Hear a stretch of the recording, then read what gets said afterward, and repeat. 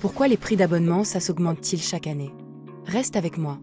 En 3 minutes, tu comprendras pourquoi les fournisseurs annoncent des hausses de 10 à 20% alors que les budgets informatiques ne grimpent que de 2,8%.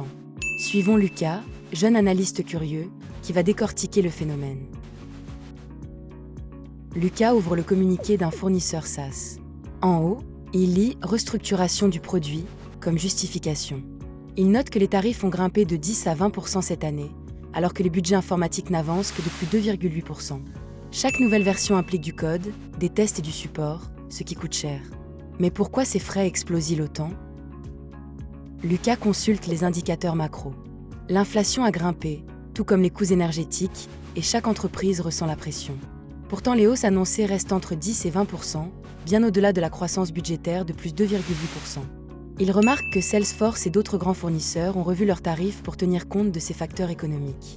Mais ce n'est pas la seule pièce du puzzle. Lucas plonge dans les factures détaillées et repère les services qui grimpent le plus.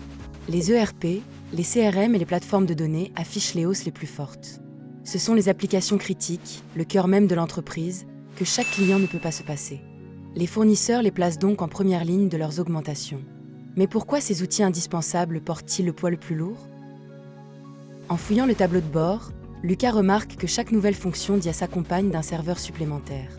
Le cloud gonfle, la consommation d'énergie grimpe et le prix de l'abonnement suit. Ces ajouts pèsent surtout sur les ERP et CRM, déjà chers.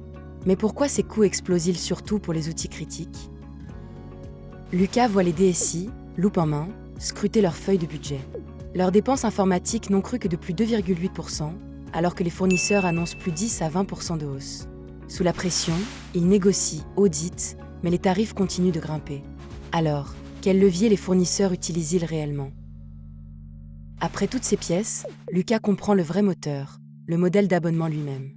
Chaque hausse finance la course à l'IA et crée un verrou qui rend le client dépendant, comme une chaîne qui se resserre.